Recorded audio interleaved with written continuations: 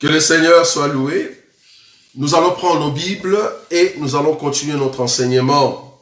Dieu est grand, Dieu est bon, lui qui ne cesse de manifester sa grandeur à notre égard. Nous allons le célébrer parce qu'il mérite la louange et la gloire. Là où nous sommes, nous allons prendre nos Bibles et nous allons commencer notre enseignement. Comme vous le savez, nous sommes en train de partager ces grands enseignements sur la marche du fantôme sur la mer, parce que nous croyons que Jésus est le Dieu de gloire qui est en train de préparer un peuple pour l'amener au fait à une destinée. Et nous avons touché le sous-thème qui s'intitule au fait « Voici et voilà l'agneau ». Nous sommes en train d'expliquer le mouvement qui se trouve dans le livre de Jean, Jean chapitre 1er. Jean chapitre 1er à partir du verset 29 ou soit 28, la Bible dit ceci: ces choses se passèrent à Béthanie, au-delà du Jourdain où Jean baptisait. Le lendemain, il vit Jésus venant à lui et il dit: voici l'agneau de Dieu qui ôte le péché du monde. C'est celui dont je dis: après moi vient un homme qui m'a précédé car il était avant moi. Je ne le connaissais pas, mais c'est afin qu'il soit manifesté à Israël que je suis venu baptiser d'eau. Jean rendit ce témoignage: j'ai vu l'Esprit descendre du ciel comme une colombe et s'arrêter sur lui. Je ne le connaissais pas, mais celui qui m'a envoyé baptiser d'eau m'a dit: c'est lui sur qui tu verras l'Esprit descendre et s'arrêter. C'est celui qui baptise du Saint-Esprit. Et j'ai rendu témoignage qu'il est le Fils de Dieu. Le lendemain, Jean était encore là avec deux de ses disciples et ayant regardé Jésus qui passait, il dit: voilà l'agneau de Dieu. Les deux disciples l'entendirent prononcer ces paroles et ils suivirent Jésus.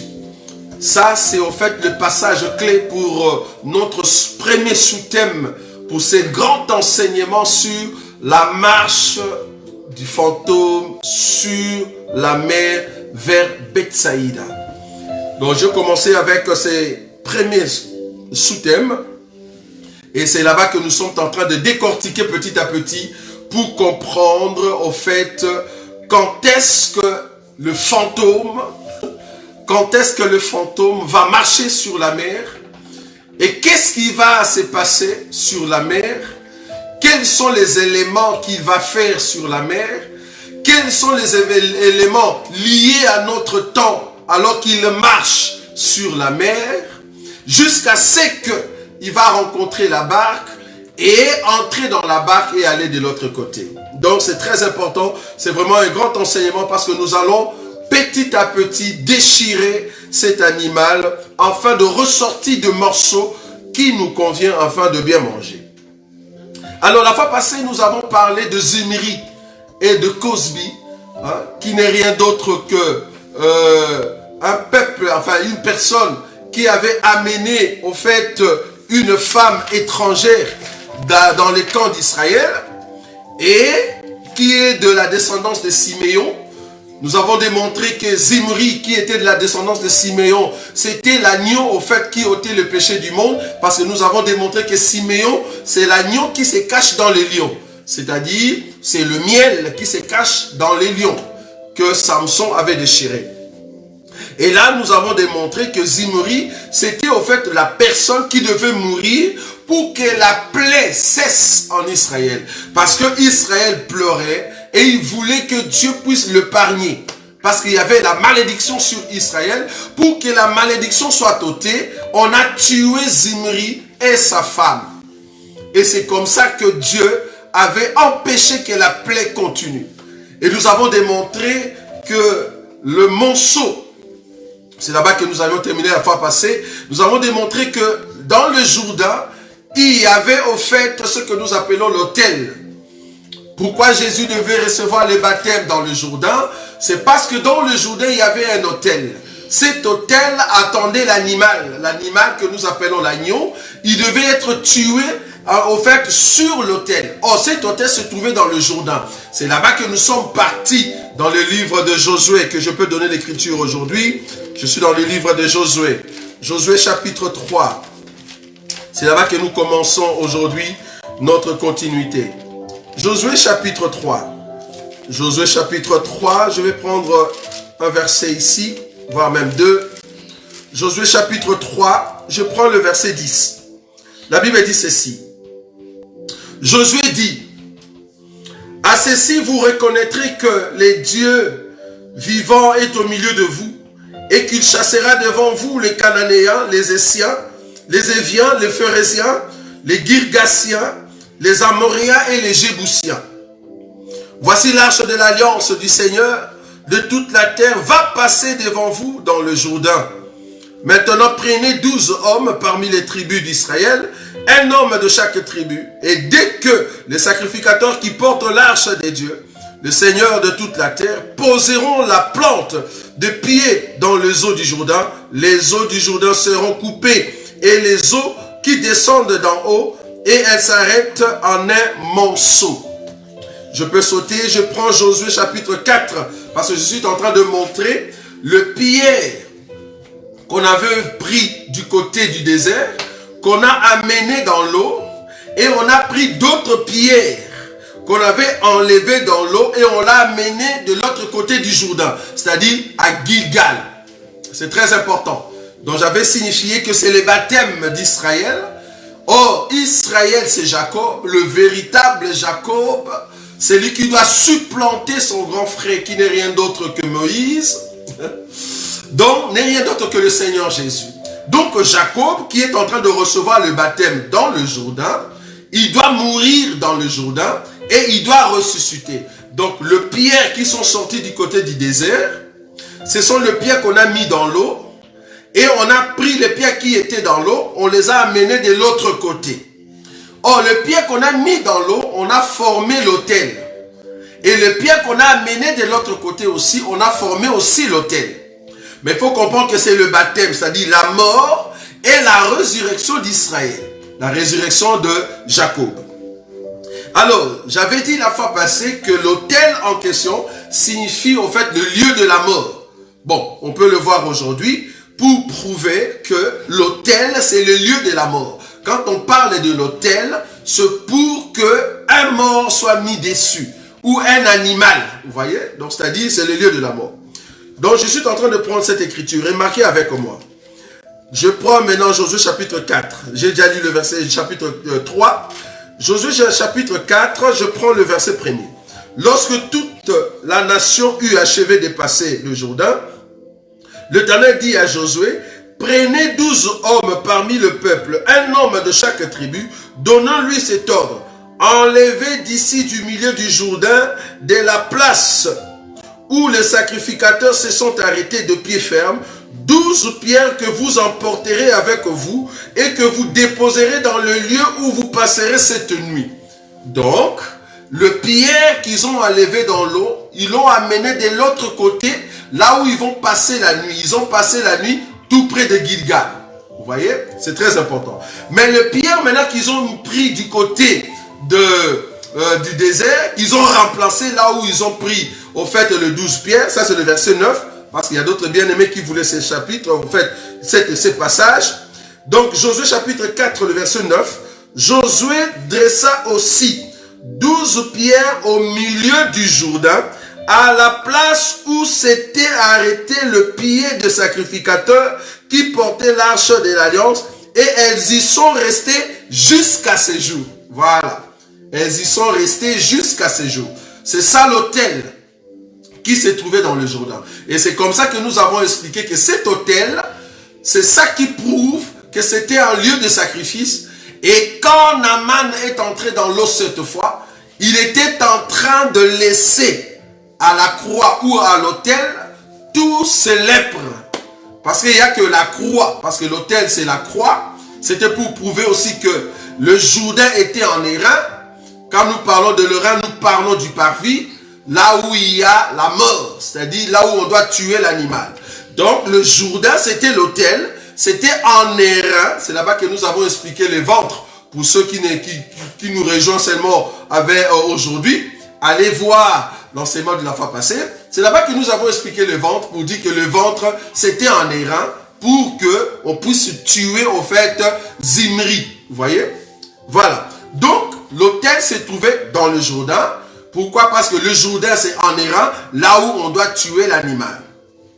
Et que cet autel servait de purification à Naaman, dont Jésus qui est venu recevoir le baptême dans le Jourdain. Pourquoi Jésus est venu recevoir le baptême dans le Jourdain? C'est parce que Jésus, c'est l'agneau de Dieu qui ôte le péché du monde. Or, l'agneau doit être mis sur l'autel pour être tué afin de ôter le péché du monde. Le seul, quand il meurt, tout le monde reçoit le salut. Ça va? Par rapport à ce que Caïphe a dit dans Jean, parce qu'il faut qu'il y ait un animal qui ôte le péché du monde. Quand la mort de cet animal est attestée, alors le péché est ôté. C'est ce que Caïphe a dit. Jean chapitre 18. Remarquez, Jean chapitre 18, je prends le verset 13. Jean chapitre 18, qu'est-ce que Caïphe a dit? Jean chapitre 18. Ils l'emmenèrent d'abord chez Anne, car il était le beau-père de Caïphe, qui était souverain sacrificateur cette année-là. Et Caïphe était celui qui avait donné ses conseils aux Juifs. Il est avantageux qu'un seul homme meure pour le peuple. Il est avantageux qu'un seul homme meure pour le peuple. C'est-à-dire, quand il y a la plaie, quand il y a la malédiction sur le peuple, il faut qu'un homme meure. Cet homme-là porte en fait le péché du peuple et c'est comme ça que le peuple reçoit le salut. C'est ça l'agneau de Dieu qui ôte le péché du monde. Alors aujourd'hui, nous allons continuer sur cette voie-là. Nous sommes en train de voir dans la Bible, parce que nous parlons aussi des clés en même temps pour ceux qui aiment prêcher. Nous sommes en train de voir dans des Écritures comment est-ce que Jean chapitre 5, le verset 39, Jean chapitre 5, le verset 39, la Bible dit, je vais le lire rapidement. Voilà, donc Jean chapitre 5, le verset 39, vous sondez les Écritures parce que vous pensez avoir en elles la vie éternelle, ce sont elles qui rendent témoignage de moi. Cette Écriture explique que toute Écriture, quand tu es en train de lire, si l'Écriture ressort la personne de Jésus, de l'Église ou du temps de la grâce, ou soit de tous les temps où l'Écriture parle de Christ, tout autour de son épouse, d'Israël, tu peux l'interpréter par rapport à Christ. Donc Christ étant le centre de toute Écriture. Vous voyez? Maintenant, nous sommes en train de prendre des Écritures qui montrent au fait la souffrance de Christ. Parce que nous parlons du baptême. Je suis en train d'expliquer le « Voici l'agneau de Dieu qui ôte le péché du monde ». Je ne suis pas encore dans « Voilà ». Je suis encore dans « Voici ». Je vous ai dit que « Voici » veut dire que l'agneau est en train de venir auprès du Père. L'agneau est en train de venir auprès de Jean-Baptiste qui est Élie, qui doit tuer l'agneau dans le Jourdain, c'est-à-dire le baptême. Donc, voici, c'est en fait l'agneau qui vient mourir et après nous allons continuer. Alors, je vais prendre une écriture aujourd'hui pour expliquer toujours la mort de l'agneau, mais dans d'autres écritures ou dans d'autres types ou dans d'autres personnes, comment est-ce que cela s'est passé. Remarquez, je prends le livre de Josué. Nous allons prendre la mort d'un roi. La mort d'un roi. C'est une écriture peut-être que tu as déjà lue, mais nous allons le voir ensemble. Je vais prendre une écriture. Je suis dans le livre de Josué. Josué chapitre 8. Josué chapitre 8. Josué chapitre 8. Nous allons lire cette écriture par rapport à Christ. Josué chapitre 8. Je suis en train d'expliquer Christ étant l'agneau qui est mis au fait sur l'autel qu'on appelle de pierre ou soit de monceau de pierre. Josué chapitre 8. Je vais prendre une écriture, le verset 23. La Bible dit ceci. Josué 8, 23. Ils prirent vivant le roi d'Aï et l'amenèrent à Josué.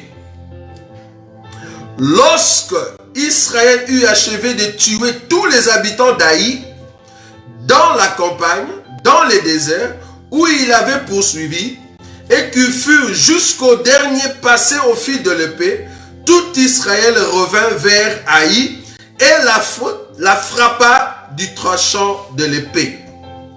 Je saute, je prends le verset 28. Josué brûla Haï. Haï, c'est une ville. Et en fit à jamais un monceau de ruines qui subsiste encore aujourd'hui. Verset 29. Il fit pendre à un bois le roi d'Haï et l'y laissa jusqu'au soir, au coucher du soleil. Josué ordonna qu'on descende son cadavre du bois, on le jeta à l'entrée de la porte de la ville et l'on éleva sur lui un grand monceau de pierre qui subsiste encore aujourd'hui.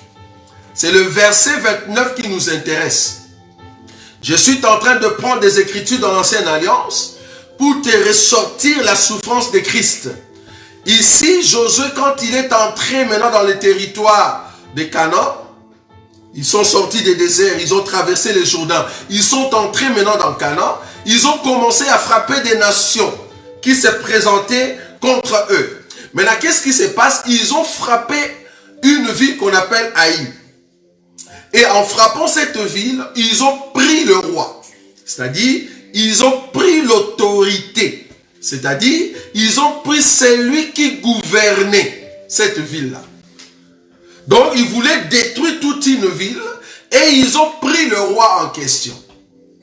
Au lieu de le tuer normalement, parce que vous savez que notre Seigneur Jésus, c'est lui le roi des gloires, mais il n'est pas encore roi en Israël, comme le roi d'Haï. Il n'était pas roi pour Israël, mais il était roi pour la ville de Haï. Jésus, c'est notre roi, nous l'église, il n'est pas roi pour Israël. Israël les considère comme un mafieux. Israël les considère comme un faux prophète. Mais nous les considérons comme roi. Vous voyez? Donc c'est comme David, qui était d'abord roi en Hébron, avant d'être roi en Israël. Jésus doit d'abord commencer roi à l'église, nous, et après il sera roi de tout Israël. Vous voyez? Donc ici Josué va entrer dans la ville. Il va prendre ce roi. Ce roi n'était pas roi d'Israël, mais il était roi de Haï, c'est-à-dire d'un autre peuple. Peuple étranger à Israël. Vous voyez? Donc un peuple qui confesse autre chose que Israël, que Josué. Josué ici, c'est le type de Moïse. C'est le type de sacerdoce mosaïque. Très important. Maintenant, ils ont pris ce roi-là. Au lieu de les tuer normalement, on l'a pendu. Vous voyez? Sur un bois. Or, notre Seigneur Jésus a été crucifié sur un bois. Donc, lui qui est le roi, on l'a crucifié à un bois. On a pris aussi ce roi, on l'a aussi pendu à un bois. Mais remarquez maintenant les similitudes entre Jésus et ce roi.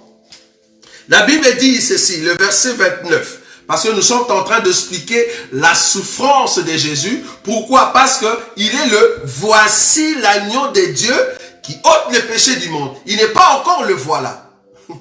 Très important. Le voici, cela annonce la souffrance. Mais vous allez comprendre que le voilà, ça sera autre chose. Nous expliquons le voici l'agneau de Dieu.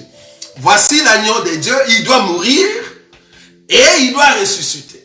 Mais dans voilà, il y aura d'autres choses. Ça va? Nous venons. Ok. Donc ici, nous expliquons le voici l'agneau de Dieu qui ôte le péché du monde. Donc le verset 29. Josué chapitre 8, le verset 29. Il fit pendre à un bois le roi d'Haï et il laissa jusqu'au soir. De la même manière, notre Seigneur Jésus, si vous lisez les évangiles, parce que s'il faut donner toutes les écritures, en tout cas nous allons rester ici longtemps. La Bible dit qu'on l'a mis à la croix, c'était à la 9e heure. Pardon, à la 6e heure. C'était à la 6e heure qu'on l'a mis à la croix. Et à la 9e heure, c'est là-bas qu'il y a eu maintenant... non, à la 6e heure, pardon, qu'est-ce que je dis? Donc c'était à la 3e heure qu'il est monté. Maintenant, à la 6e heure, c'est là-bas qu'il y a eu des ténèbres. Et à la 9e heure, c'est là-bas que le Seigneur va au fait mourir. Mais c'était vers le soir. Donc on l'a mis depuis le matin. Parce que quand on parle de la 3e heure, en Israël, il faut rajouter 6, donc 6 heures au-dessus. Ce qui fait la 3e heure dont le Seigneur était vers 9 heures. Vous voyez? Vers 9 heures à la croix. Quand on dit 3e heure, il faut faire plus 6. Ce qui fait 9 heures chez nous. Vous voyez? Donc, il a été mis à la croix vers la 9e heure, donc 9 heures de chez nous, mais 3 heures par rapport à Israël. Et quand on parle de la 9e heure en Israël, quand tu fais plus 6, ça fait 15 heures, ce qui fait qu'il est mort vers 15 heures. Vous voyez? Donc vers le soir. Donc il a été mis à la croix vers la 3e heure d'Israël, ce qui fait 9 heures chez le Romain, jusqu'à la 9e heure chez les Juifs, c'est-à-dire 15 heures chez les Romains, donc à 15 heures de chez nous, c'est-à-dire qu'il a été mis le matin jusqu'au soir. C'est vers le soir qu'on doit le faire descendre de la croix. Pourquoi? Parce que les sacrificateurs ont dit, il faut le faire descendre parce qu'il y a le Shabbat qui va commencer. Il faut comprendre que Israël commence son jour à partir de 18 heures. C'est pas comme le Romain, c'est pas comme nous aujourd'hui. Nous, un jour commence à partir de minuit. Donc quand tu es à minuit, le jour commence. Mais en Israël, le jour commence à partir de 18 heures. Vous voyez? À partir de 18 heures. Alors, comme il est mort à la 9e heure, il restait seulement 3 heures pour que 18 heures tape. C'est-à-dire, donc 12e heure. Alors, vers 15 heures, quand il est mort, il fallait maintenant qu'on puisse le faire descendre de la croix. Je suis en train d'expliquer le 2 heures, c'est-à-dire il y a l'heure de Romains et l'heure de Juifs. Selon le Juif, quand on dit il est 6 heures, selon le Juif, il faut rajouter 6 heures pour avoir l'heure de Romains. Quand on dit il est 6 heures, il faut faire plus 6, ce qui fait 12 heures. Donc chez le Romain, parce que nous avons des calendriers romains, quand nous disons il est 12 heures, en Israël, il est 6 heures. Vous voyez? Donc c'est ça. Donc pour pas que vous soyez dans la confusion. Donc Jésus est mort à la 9e heure. Quand on dit 9e heure chez le Juif, c'est-à-dire plus 6, ça fait 15 heures. Voilà. Alors, il fallait qu'on les descende avant que 18 heures tape. Très important. C'est pour cela quand on parle des ouvriers de la 11e heure, il restait seulement 1 heure. Cela veut dire si tu rajoutes le 6 sur 11, ça fait 17 heures. Donc, de 17 heures à 18 heures, fallait que les ouvriers de la dernière heure travaillent seulement 1 heure. Pour qu'on arrive à 18 heures et que le boulot est fini. Voilà, c'est comme ça qu'il faut réfléchir en Israël. Donc ici, maintenant, 18 heures, c'était un autre jour qui devait commencer et c'était le Shabbat. Donc Jésus devait descendre. Et c'était le soir. C'est la même chose ici. Josué a mis, au fait, le roi de Haï le matin jusqu'au soir et il le fait descendre. Maintenant, quand il le fait descendre, de la même manière qu'on a fait descendre Jésus, il va l'amener où? Dans un cimetière. Quel cimetière? Quel cimetière? Maintenant, remarquez ici. Remarquez ici. Dans Josué chapitre 8. Josué chapitre 8. J'aime ça. Ah, la Bible, c'est bon ça. Ok. Josué chapitre 8. Je vais prendre l'écriture, toujours là où nous étions. Le verset 29. Il fit pendre à un bois le roi d'Haï et l'y laissa jusqu'au soir. Au coucher du soleil, Josué ordonna qu'on descende son cadavre du bois.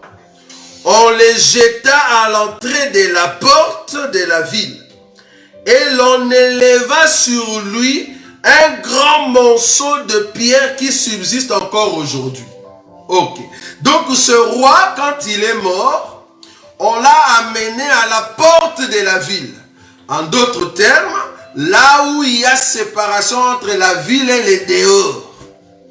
Donc, le roi a été mis en dehors de la ville. J'aime ça. Le roi, on le place en dehors de la ville. C'est là-bas qu'on vient mettre les monceaux de pierre. En d'autres termes, on a formé l'autel là où à l'intérieur duquel il y a le corps de ce roi. Je répète, on a pris les cadavres de ce roi, on l'a amené en dehors de la ville, à la porte de la ville. Là-bas, on l'a déposé, on a pris des pierres, on a mis sur lui. C'est-à-dire, quand tu passes, tu ne vois pas le corps, mais tu ne vois que les monceaux de pierre, alors que les cadavres se trouvent à l'intérieur. Est-ce que vous voyez ça? C'est pour cela que nous disons, là où Jésus a été enterré, c'est tout un peuple. C'est tout un peuple. Un peuple qui ont mangé les cadavres. Alors que les cadavres n'est plus visible, les cadavres se trouvent dans un corps.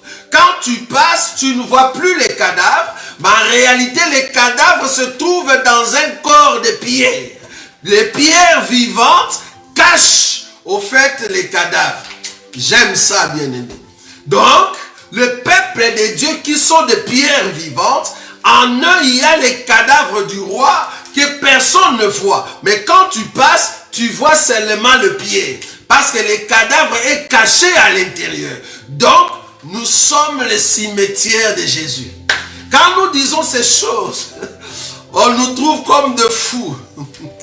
Donc, quand tu cherches Jésus, tu ne le verras pas. Les mondes me chercheront, mais ils ne me verront pas. Mais vous me verrez parce que je serai en vous. J'aime ça. Donc, le Seigneur est en nous parce que nous sommes les cimetières qui cachent Jésus, qui cachent le roi.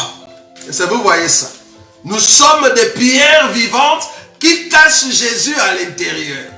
Donc, quand on t'appelle cimetière, oui, parce qu'il y a un cadavre en moi qui s'appelle Jésus, le roi. Ça, vous voyez, c'est là. Très important. Donc là, nous comprenons que le roi qu'on a fait descendre du bois et qu'on a mis en dehors de la ville, c'est notre Seigneur Jésus qu'on a mis en dehors de la ville. Remarquez, Hébreux chapitre... Ah, la Bible. Je crois que c'est Hébreux chapitre 13.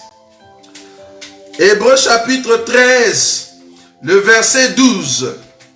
Hébreux chapitre 13, le verset 12, la Bible dit ceci. C'est pour cela que Jésus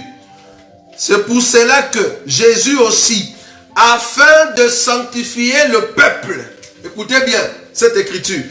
Hébreux chapitre 13, verset 12. Je suis en train d'expliquer Jésus qui a été tué en dehors de la ville.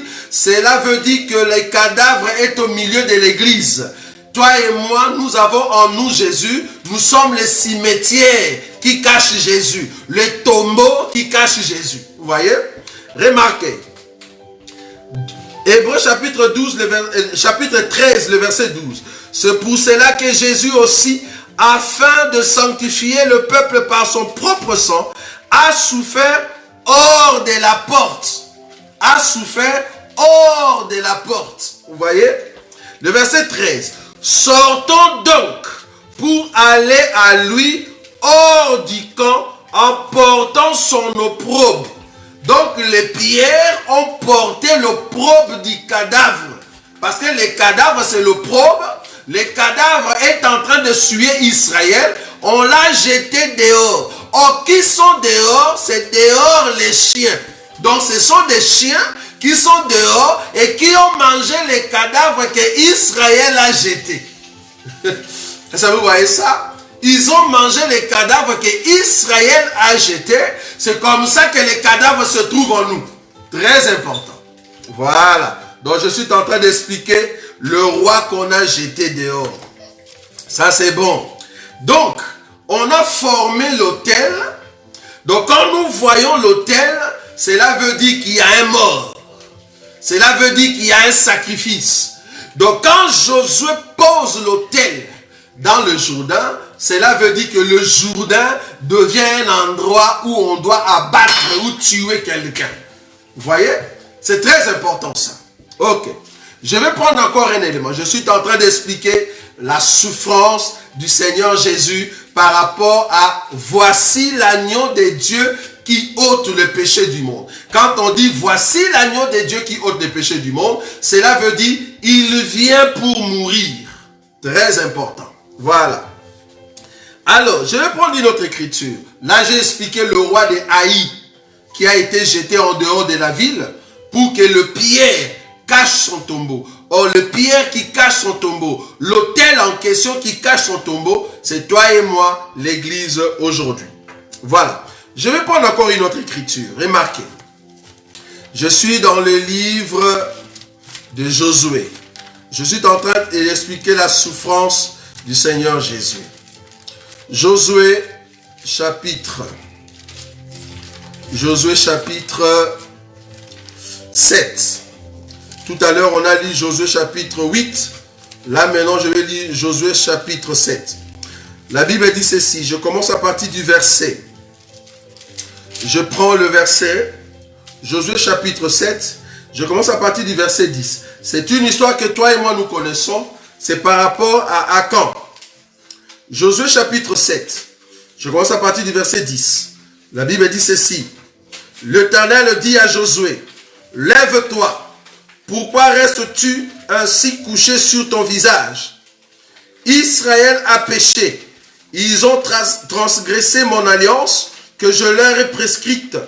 Ils ont pris des choses dévouées par interdit. Ils les ont dérobées et ont menti. Et ils les ont cachées parmi leurs bagages. Je saute rapidement. Donc je prends le verset 13. Lève-toi, sanctifie le peuple. Tu diras, sanctifiez-vous pour demain, car ainsi parle l'Éternel, le Dieu d'Israël. Il y a de l'interdit au milieu de toi, Israël. Tu ne pourras résister à tes ennemis jusqu'à ce que vous ayez ôté l'interdit du milieu de vous. Donc il y avait l'interdit, de sorte que quand Israël est entré dans le territoire des Canaan, ils ont commencé à combattre. Il y a d'autres, il y a un peuple, il y a quelqu'un, un homme, qui est parti toucher ce que Dieu ne voulait pas. Maintenant, Israël avait reçu au fait la malédiction.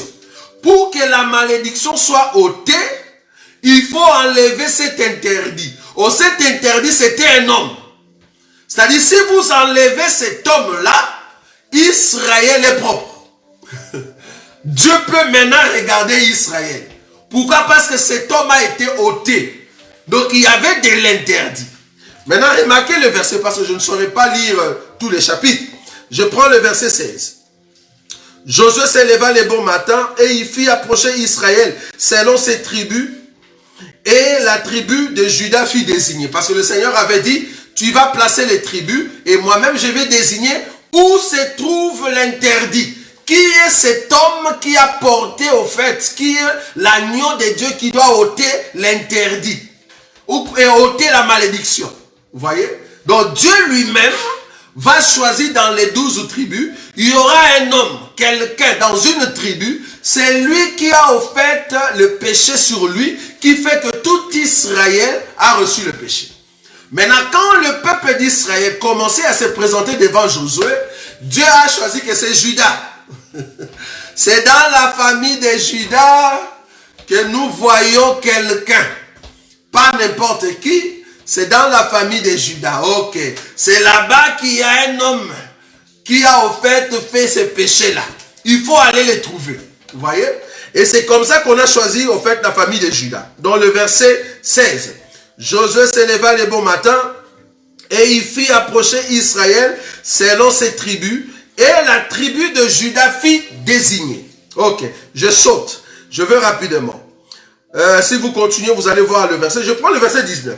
Josué dit à Akan, mon fils, donne gloire à l'Éternel, le Dieu d'Israël, et rends-lui hommage. Dis-moi donc, ce que tu as fait, ne me le cache point. 20. Akan répondit à Josué et dit, il est vrai que j'ai péché contre l'Éternel, les dieux d'Israël, et voici ce que je fais. J'ai vu dans les butins un beau manteau de chinaire, 200 cycles d'argent et un lingot d'or de poids de 50 cycles. Je les ai convoités et je les ai pris. Ils sont cachés dans la tente, au milieu de ma tente, et l'argent est dessus. Bon, je saute pour prendre directement l'écriture. Le verset 24.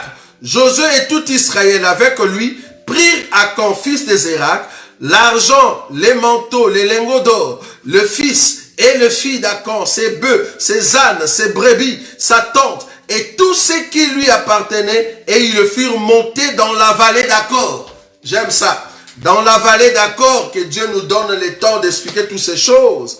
Dans la vallée d'Akor, Josué dit, pourquoi nous as-tu troublés? L'Éternel te troublera aujourd'hui. Et tout Israël les lapida. On le brûla au feu, on les lapida, et on éleva sur Akan un grand monceau de pierre qui subsiste encore aujourd'hui. Et l'Éternel revint de l'ardeur de sa colère. C'est à cause de cet événement qu'on a donné jusqu'à ce jour, à ces lieux, les noms de la vallée d'Akor. Allons plus vite. La vallée d'Akor, si vous ne savez pas, c'est un lieu où Dieu a enlevé la colère pour donner la grâce à Israël. Vous voyez? C'est là-bas qu'on a tué Akan. Akan, c'est qui? C'est cet homme de Juda qui avait au fait pris un manteau, c'était le manteau royal, un habit de luxe. Quand on dit un beau manteau, c'est-à-dire c'était un habit de luxe. Il a pris 200 cycles d'argent et il a pris 50 cycles d'or. Ces choses sont significatives. Si vous voulez, nous pouvons aller rapidement. Le manteau explique au fait les bonnes œuvres.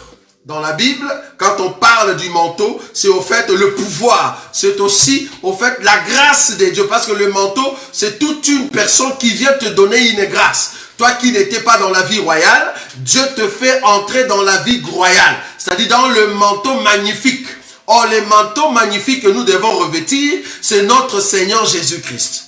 Maintenant, les 200 cycles. Bon, je vais donner ça rapidement. 200 cycles d'argent. C'est quoi le 200 cycles d'argent? Ou soit 200 cycles, le poids. Parce que 200 cycles, c'est la mesure du poids. Ça va? Qu'est-ce que cela signifie? Cette valeur de 200 cycles. Remarquez, je vais prendre une écriture. Je ne sais pas si je vais le trouver rapidement. Je prends 2 Samuel. 2 Samuel. Je vais le chercher rapidement. 2 Samuel, chapitre 14. 2 Samuel chapitre 14. 2 Samuel chapitre 14. Je vais expliquer 200 cycles. Ce poids-là, ça veut dire quoi? 200 cycles. 2 Samuel chapitre 14. Je prends le verset. Je prends le verset combien? Je peux prendre le verset 25. Voilà. Je prends le verset 25. Il n'y en avait pas un homme dans tout Israël. Non, je commence à partir du verset 24. Mais le roi dit qu'il se retire dans sa maison et qu'il ne voit point ma face. Et Absalom se retira dans sa maison et il ne vit point la face du roi. 25. Il n'y avait pas un homme dans tout Israël aussi renommé qu'Absalom. Or, l'homme le plus renommé en Israël, c'est le roi des gloires, le Seigneur Jésus. Qu'Absalom, pour sa beauté. Quand nous parlons de la beauté, c'est la jouissance, c'est la grâce qui règne sur notre Seigneur. Depuis la plante des pieds jusqu'au sommet de sa tête. Quand on dit depuis la plante de ce pied jusqu'au sommet de sa tête, cela veut dire, c'est la beauté par rapport à l'intérieur du parvis, depuis le parvis jusque dans les lieux très saints. Je suis en train de parler de l'homme que Jean a vu. Celui qui avait de pieds, des reins, jusqu'à la tête, le cheveu blanc. Ça vous voyez? Dans la bouche de laquelle, sortait l'épée. Vous voyez? Je parle de cet homme-là. Donc, le véritable Absalom, qui est beau, quand tu le vois, à partir du pied jusqu'à la tête, c'est l'homme que Jean a vu. C'est très important. Donc, je suis en train d'aller très vite. Voilà. Donc, depuis la plante de ses pieds jusqu'au sommet de sa tête, il n'y avait point en lui de défauts. La personne en qui il n'y a point de défauts, c'est l'agneau de Dieu qui ôte les péchés du monde. Parce que l'animal qu'on doit sacrifier ne peut pas avoir de défauts. J'explique Absalom comme étant le Seigneur. Pourquoi les 200 cycles par rapport à Absalom? Parce que nous voulons ressortir quelque chose là-bas. Donc, le véritable Absalom, qui n'a point de défaut, c'est notre Seigneur Jésus. Je continue. Le verset 26. Lorsqu'il s'est rasé la tête, ça c'est Absalom. Quand Absalom s'est rasé la tête, c'était chaque année. C'était chaque année qu'il s'est rasé. Donc, Absalom s'est rasé la tête chaque année une fois. L'homme qui n'a point de défaut, il rasait la tête une fois. C'est-à-dire, l'année commence, il se rase la tête. Est-ce que vous voyez ça? Donc, il se rase la tête, les cheveux vont pousser à la fin de l'année.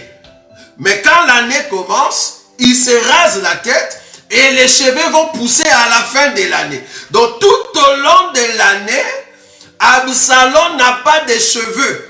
Mais ces cheveux qu'il avait rasés, comme Samson, il a donné à une personne. Où ça se trouve quelque part. Est-ce que vous voyez cela? Donc, Absalom rasait ses cheveux pour une année. Donc, toute une année, on avait les cheveux d'Absalom. Ça dit, quelque part, se trouvaient ces cheveux-là. Ok, je continue. Bon, lorsqu'il s'est rasé la tête, c'était chaque année qu'il s'est rasé. Parce que sa chevelure lui pesait. Le poids des cheveux de sa tête était de 200 cycles, poids du roi. Le cheveu d'Absalom, quand il le rase, ça pesait 200 cycles, le poids du roi. C'est-à-dire les 200 cycles représentent le poids de la chevelure. Ah, donc nous comprenons que quand Samson a coupé ses cheveux pour donner à Delilah, ces cheveux-là pesaient 200 cycles. Et Delilah doit rester avec les cheveux toute une année. Parce qu'à la fin de l'année, les cheveux vont pousser encore. Les cheveux vont pousser. Ça vous voyez? Donc, quand Delilah a encore les cheveux entre ses mains, les cheveux continuent à pousser. Mais ça ne va pas pousser pour Delilah. Ça va pousser pour un autre peuple. J'arrive là-bas. Est-ce que vous voyez cela? Donc là, nous comprenons que la chevelure que Absalom a coupée, c'est pour une année. Ah, donc une année de grâce. Pendant une année de grâce, nous avons la chevelure d'Absalom qui pèse 200 cycles. Donc les 200 cycles représentent le poids de la chevelure d'Absalom. Or, c'est quoi la chevelure? La Bible dit que la chevelure a été donnée à la femme comme gloire. Ah, ok. Nous avons la gloire d'Absalom pendant une année de grâce. Est-ce que vous voyez ça? Ça, c'est la Bible. Voilà. Donc, quand on parle de 200 cycles, cela veut dire nous avons la gloire pendant une année. La chevelure d'Absalom est entre notre main. Nous sommes en train de voir la gloire de Dieu. C'est très important. Ça, c'est les 200 cycles. J'ai expliqué les manteaux. C'est le Seigneur Jésus revêtu Christ. Je suis en train d'expliquer les 200 cycles que, au fait, cet homme a pris. Cela explique la gloire. La gloire que nous avons toute une année. Les 50 cycles expliquent le clou. Attends, ah waouh, bon, que le Seigneur nous aide. Je vais prendre une écriture, 50 cycles. Je suis en train d'expliquer les 3 choses que cet homme d'Akan a pris. Le manteau, les 200 cycles d'argent et les 50 cycles d'or. Je suis en train d'expliquer 50 cycles d'or. Ok. Je vais prendre une écriture, je vais expliquer les 50 cycles. Ça se trouve dans la Bible. La Bible a tout mis. C'est à toi maintenant de chercher et de le ressortir. Très important. Remarquez. Première Chronique, je prends le verset 22. Première Chronique, le verset 22, je prends le verset 2. La Bible dit ceci. David fit rassembler les étrangers qui étaient dans le pays d'Israël et il chargea des tailleurs de pierre, de préparer de pierres de taille pour la construction de la maison de Dieu. Il prépara aussi du fer en abondance pour les clous. Regardez. Pour les clous des battants de porte et pour les crampons de l'airain et pour les crampons, de l'oreille en quantité telle qu'il n'était pas possible de le peser. Pourquoi j'ai pris cette écriture? Je vais en fait expliquer les 50 cycles d'or. Dans la Bible, cette mesure, c'était par rapport à quoi? Ça servait à quoi? Les 50 cycles d'or. J'ai pris ici cette écriture pour te montrer que David qui préparait les matériaux pour son fils Salomon, alors que ce n'était pas David qui devait construire l'arche, c'était Salomon. Mais vu que Salomon était jeune, c'était son père qui était en train de préparer les matériels. Vous voyez? Même l'écriture 3, l'écriture 5. L'écriture 5 nous dit, 1er Chronique chapitre 22, le verset 5, David disait, mon fils Salomon est jeune, d'un âge faible, et la maison qui sera bâtie à l'Éternel se lèvera à un haut degré de renommée et de gloire dans tous les pays. C'est pourquoi je veux faire pour lui de préparatifs. Je veux faire pour lui des préparatifs. Et David fit beaucoup de préparatifs avant sa mort. Donc David était en train de préparer des choses pour Salomon. Maintenant, quand Salomon est venu, quand il a pris les matériaux, c'est-à-dire des clous que nous venons de lire ici, il veut maintenant l'utiliser. Il a utilisé ça où? Nous sommes en train de rechercher le poids qu'on appelle 50 cycles d'or. Cela servait à quoi? Ok. Je vais prendre 2 Chroniques. Je vous avais dit, nous ne sommes pas pressés. Nous expliquons la souffrance du Seigneur par rapport à voici l'agneau. Très important. 2 Chroniques. 2 Chroniques chapitre 3. Remarquez maintenant la construction de l'arche. Quand maintenant Salomon a commencé à construire l'arche, qu'est-ce qu'il a fait de clous? Parce que le fer que David avait préparé, c'était pour de clous. Maintenant, remarquez là où on va mettre ce clou-là. Très important. 2 Chroniques chapitre 3, je prends le verset 8 et 9. La Bible dit ceci. Il fit la maison du lieu très saint. Remarquez, il fit la maison du lieu très saint. Elle avait 20 coudées de longueur, répondant à la largeur de la maison, et 20 coudées de largeur. Il la couvrit d'or pur, pour une valeur de 600 talents. Verset 9. Et le poids de l'or pour le clou s'est monté à 50 cycles. Le poids de l'or pour le clou s'est monté à 50 cycles d'or, si on peut le dire ici. Dans les 50 cycles d'or, cela servait pour qu'on puisse y mettre le clou. C'est-à-dire, on a formé des clous d'or. Et l'or qu'on a utilisé pour ces clous-là, c'était 50 cycles. Mais ça servait à quoi? Ça servait pour les battants de porte. Quelle porte? La porte qui séparait le lieu saint et le lieu très saint. Mais la Bible dit ici, le clou s'est trouvé du côté du lieu très saint. J'aime ça. Or, la porte qui nous fait entrer dans les lieux très saints n'est rien d'autre que notre Seigneur Jésus. Or, le clou, c'est pour l'attachement. Le clou sert à l'attachement, dont nous voulons nous attacher à celui qui est céleste. Parce que le lieu très saint, c'est le ciel. Donc, quand on parle de clou pour les battants de porte, cela veut dire, c'est l'attachement. C'est ce qui nous attache avec les lieux saints. Les lieux très saints. Donc, c'est celui qui vient du ciel qui s'attache à nous. Très important.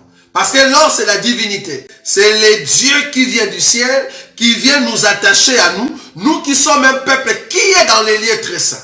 Vous voyez?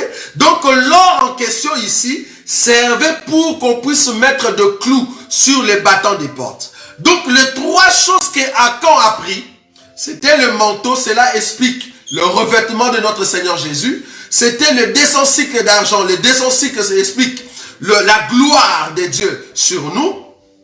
Et le 50 cycles explique en fait les dieux célestes qui s'attachent à un peuple. Vous voyez? C'est l'attachement de ces dieux à notre vie. Maintenant, quand on a pris Akan, parce que là j'ai expliqué les choses qu'Akan a pris, quand on a pris Akan, on l'a amené où? La Bible dit on l'a amené dans la vallée. Quand on dit vallée, c'est le niveau le plus bas d'une montagne. Quand on parle de la vallée, c'est l'espace qui sépare deux montagnes. J'aime ça. La vallée, c'est l'espace qui sépare deux montagnes. Donc, quelqu'un qui vient de la montagne et qui descend, il va se retrouver dans la vallée avant de monter à une autre montagne. Or, la personne qui est descendue du ciel, c'est le pain qui vient du ciel. C'est notre Seigneur Jésus, c'est Akan qui est venu du ciel et qui est descendu pour mourir dans la vallée. Donc, la vallée, c'est le parvis. La vallée, c'est là où on va tuer quelqu'un. Parce qu'on a amené Akan là-bas pour les tuer. Remarquez, Josué, on rentre là-bas. Josué, j'ai encore 15 minutes. Nous sommes en train de parler de notre Seigneur Jésus. Josué, chapitre 7. Josué, chapitre 7. Remarquez, le verset 25. Josué dit, pourquoi nous as-tu troublés? L'Éternel te troublera aujourd'hui et tout Israël le lapida.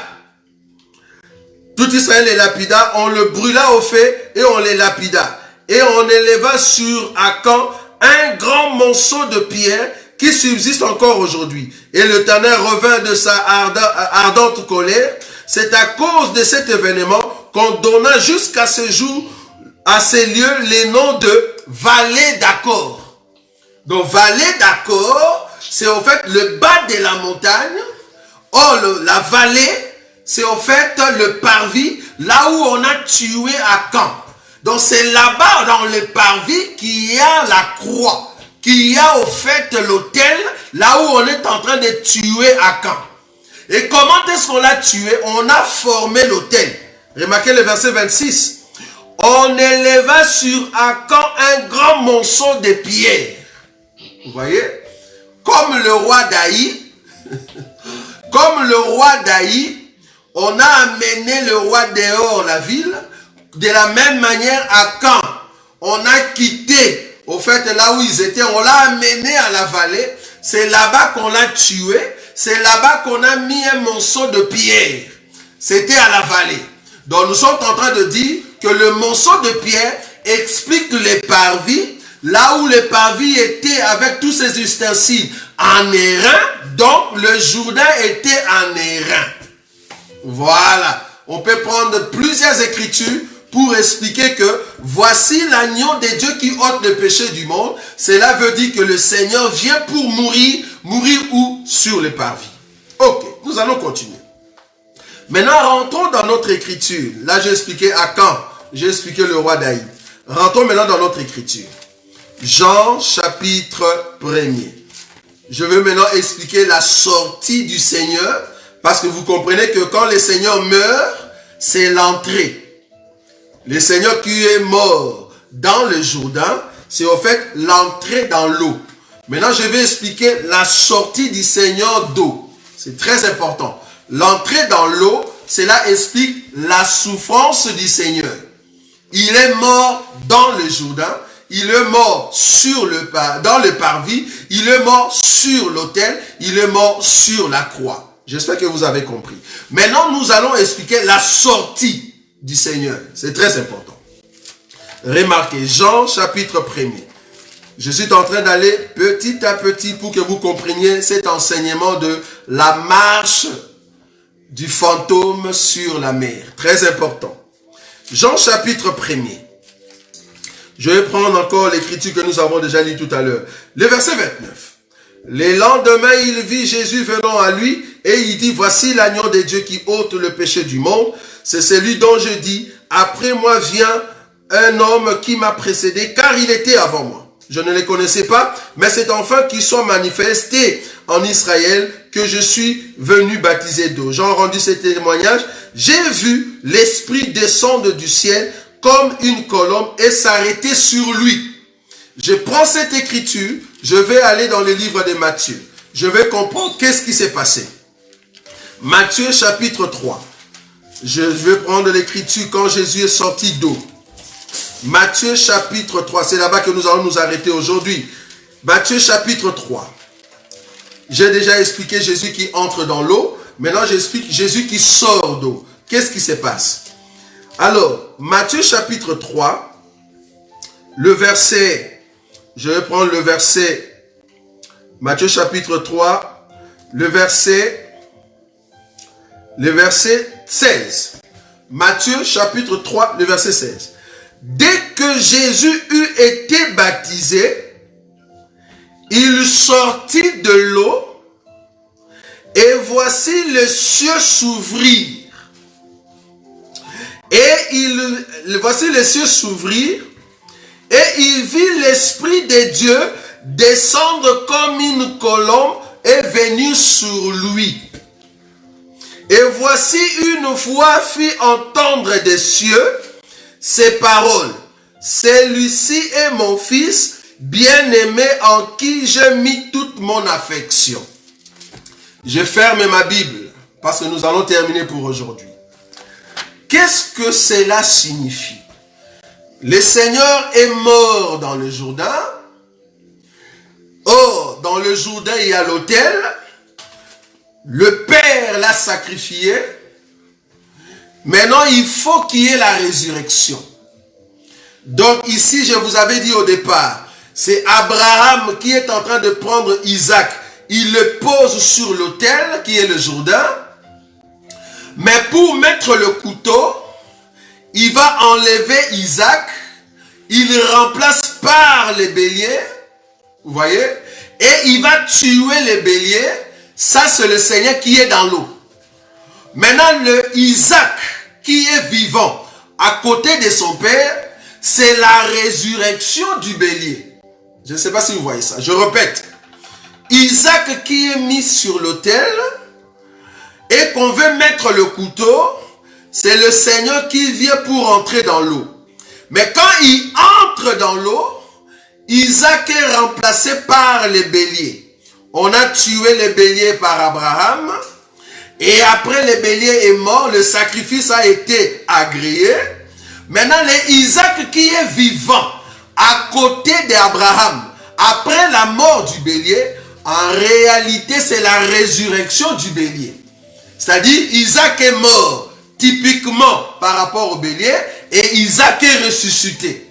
Parce qu'Abraham avait dit à ses serviteurs, nous allons monter à la montagne et nous allons revenir. Il croyait sincèrement que Dieu va ressusciter son fils.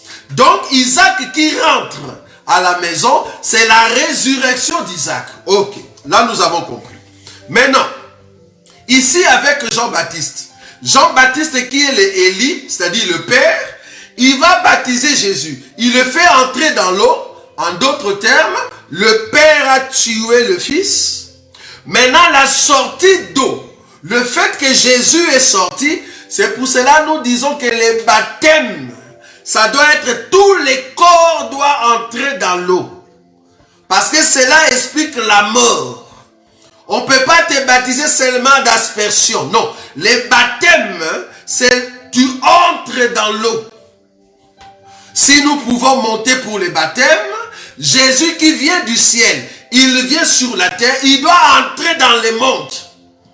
Parce que le véritable baptême, c'est par rapport à celui qui quitte le ciel, il entre dans le monde, il meurt dans le monde, il ressuscite dans le monde et il monte. Ah, c'est Jésus qui entre dans l'eau et Jésus qui sort. Jésus qui vient du ciel, il entre dans le monde, il meurt dans le monde, il ressuscite et il remonte.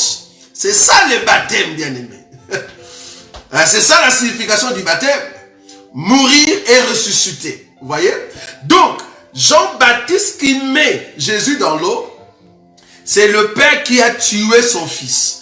Maintenant, quand Jésus est sorti, or, les corps que Jésus est en train de sortir avec, c'est un corps glorieux. Parce que le péché a été ôté. Le fait que Jésus est entré dans l'eau, c'est la mort attestée à la croix. Donc, Jésus a ôté le péché. Comme Jésus a ôté le péché, quand il sort de l'eau, c'est avec un corps glorieux. Simba Bisso a bien aimé. Avec un corps glorieux. C'est-à-dire, le corps qui reçoit l'eau, le corps qui a vu, au fait, en dessous du fleuve, ces corps qui sortent, ce n'est plus la même chose. C'est une autre personne. C'est le corps de gloire qui est sorti. Maintenant, la Bible dit, quand le corps de gloire est sorti, le ciel s'est ouvert. Et le Saint-Esprit est descendu sous forme de colombe. Nous sommes en train de dire dans cet évangile, faut pas suivre de films de Jésus qu'on vous donne. Parce que ces films ont beaucoup de mensonges. On vous montre la colombe qui vient et il se pose sur l'épaule. En tout cas, je n'ai pas cette écriture-là.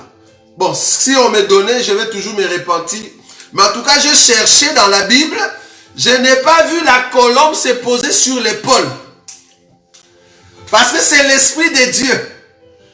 Pourquoi il va se poser sur l'épaule et la tête? Ah, le Saint-Esprit ne peut pas se poser sur l'épaule.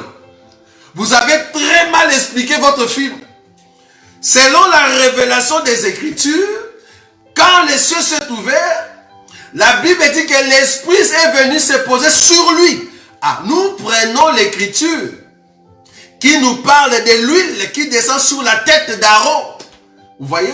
Donc nous comprenons que la colombe en question s'est posée sur la tête. Sur la tête. Parce qu'il faut que la colombe répande l'huile sur le corps. Parce que Jésus qui est sorti et que le ciel s'est ouvert, dans la révélation, c'est Jésus-là, c'est l'Église. Parce que quand Jésus est sorti d'eau, en réalité, quand le ciel s'est ouvert, c'est le Seigneur Jésus qui est monté et le Saint-Esprit est descendu. Ça, tu n'as pas vu. Parce que tu es dans le film. Je répète ici. Quand Jésus est sorti d'eau, quand il est sorti et que le ciel s'est ouvert, en réalité, Jésus était déjà parti. Et le Saint-Esprit qui descend, il vient descendre sur le corps qu'on appelle Église. C'est-à-dire le jour de la Pentecôte. Les corps en question de gloire qui reçoit maintenant le Saint-Esprit, c'est l'Église qui reçoit le Saint-Esprit. Parce que depuis la sortie de Jésus d'eau, c'est la marche de l'Église qui commence. Après la croix, après les baptêmes, c'est la marche de l'Église. Donc le corps qui est sorti d'eau, c'est la marche de l'Église. Pourquoi? Parce que Jean-Baptiste a rendu témoignage. Quand il a vu le Saint-Esprit, il a dit, celui-ci est le Fils de Dieu. Ah, donc tous les fils de Dieu, ce sont ceux qui ont reçu le Saint-Esprit. Donc c'est la marche de l'Église. Donc la sortie d'eau, c'est l'Église qui commence à marcher. Ah, là-bas tu n'avais pas vu, bien-aimé. Quand Jésus est sorti, le Saint-Esprit doit venir sur la tête, pas sur l'épaule. Ça, c'est le film des témoins de Jéhovah. Le Saint-Esprit ne peut pas rester sur l'épaule, c'est sur la tête. Parce que l'huile doit descendre, doit commencer par la tête, ça descend jusqu'en bas. Donc le Saint-Esprit était sur la tête. Il faut changer votre film là. C'est pas juste. Donc c'était l'Église. L'Église qui commence maintenant une marche. Vous voyez? Maintenant Jésus qui sort, au fait, d'eau et qui est parti, c'est tout un corps qui commence sa marche. Jésus qui est sorti de chez Jean-Baptiste et qui est parti parce qu'il a déjà reçu le baptême, c'est l'Église qui commence la marche. Maintenant, vous allez voir, la Bible va encore dire, les lendemains de quoi? Du jour où le Seigneur a reçu le baptême. Donc, le jour où le Seigneur a reçu le baptême sera avant, et nous allons expliquer un autre jour où le Seigneur va passer. Où le Seigneur va passer. Là, il ne viendra plus vers Jean-Baptiste, mais il passera. Mais le jour où le Seigneur a reçu le baptême, il est sorti, il est parti. Quand il partait, c'était la marche de l'Église. C'est au fait le temps de la grâce. Ah, donc aujourd'hui, nous avons le Saint-Esprit, nous qui sommes les fils de Dieu. Parce que le ciel est ouvert. La Bible n'a pas dit que le ciel était fermé. Le Saint-Esprit est descendu. Jean-Baptiste a vu le Saint-Esprit descendre. Le ciel ouvert, le Saint-Esprit est descendu et la voix a parlé. Dieu est en train de parler en ces temps de la grâce. Parce que le ciel est ouvert. Le ciel n'est pas fermé. Quand tu vois quelqu'un chanter, par exemple, ouvre les cieux, il n'a pas compris qu'il fait partie de l'église. Tous ceux qui font partie de l'église, les cieux sont ouverts. Le Saint-Esprit est là. Le ciel attend à ce que la plénitude de l'Esprit soit sur le corps. C'est alors que le corps aussi va monter à l'enlèvement. Les cieux sont ouverts. C'est pas fermé, bien-aimé. Et la voix continue à retentir que celui-ci est mon fils. C'est pour cela que quand nous te prêchons la parole de Dieu et que tu reçois cette parole dans ton cœur, comprends que la voix est en train de retentir que tu es le fils de Dieu. Cette voix va continuer à parler. Cela a commencé après la croix. Cette voix va s'arrêter le jour où nous allons monter. Pourquoi? Parce que la plénitude du Saint-Esprit sera sur tout le corps de notre Seigneur Jésus, tout le corps de l'Église. Alors nous pouvons partir. C'est comme ça que nous allons à l'enlèvement. Waouh! Dieu est bon, bien-aimé. Alors Jésus peut maintenant quitter Jean-Baptiste pour faire sa marche, la marche de l'Église. Vous voyez? Et prochainement, nous allons maintenant voir, voilà l'agneau. Vous voyez? Voilà l'agneau. Parce qu'aujourd'hui, nous avons vu, voici l'agneau de Dieu qui ôte les péchés du monde. Prochainement, maintenant, nous allons voir, voilà l'agneau. Très important. On n'a pas dit l'agneau de Dieu qui ôte les péchés du monde. Voilà l'agneau. C'est très important. Oh, Dieu est bon. Dieu veut qu'en ces temps de l'Église, que nous puissions marcher avec l'assurance du salut. Dieu veut que nous puissions posséder l'huile qui est sur nous. Bien-aimés, les cieux sont ouverts. Le Seigneur est là. Nous avons entre nos mains le cheveu d'Absalom. Nous avons entre nos mains le cheveu de celui qui a rasé sa tête afin de nous donner sa gloire. La gloire de Dieu, c'est l'Esprit du Seigneur sur nous, bien-aimés. La gloire de Dieu, c'est le Saint-Esprit en toi. C'est la grâce d'avoir la connaissance du Seigneur. Tu as encore cette grâce. Toute l'année, l'année de la grâce, l'année de la marche de l'Église. C'est comme ça que nous marchons. Tu marches dans l'assurance. Rien ne peut t'empêcher d'aller de l'avant. Si seulement tu es debout, c'est parce que le Seigneur a voulu que toi qui étais autrefois maudit, mais que tu sois aujourd'hui béni de la part du Seigneur, parce qu'il a porté tes péchés à la croix. Il t'a donné le salut. Il a changé ce qui était les pensées des hommes, afin de te donner une identité éternelle. Parce que tu portes le céleste, tu portes celui qui est Dieu, tu portes le roi en toi. Même si le monde ne voit pas les cadavres qui sont à l'intérieur de ta personne, mais cependant tu les caches et il est en train de mûrir ton corps pour que tu sois fort dans la présence de Dieu. Ne crains point, même quand les combats se présenteront, il faut toujours dire, le Seigneur est en moi. Il est en train de me donner la sécurité. Il est en train de me donner la force. C'est comme ça que je continue avec Dieu. Jusqu'à ce que nous allons monter. Parce que Dieu est en train de continuer de crier. Les cieux sont ouverts. Dieu parle encore aujourd'hui. Dieu guérit encore aujourd'hui. Dieu sauve encore aujourd'hui. Parce que le ciel est ouvert, bien-aimé. La grâce de Dieu continue de couler. La grâce de Dieu est sur nous. Nous n'avons pas peur de l'ennemi. Parce que le roi des gloires est en nous. Et nous sommes rassurés. Voilà la fierté d'être un enfant de Dieu, bien-aimé. Tu vas commencer à remercier le Seigneur.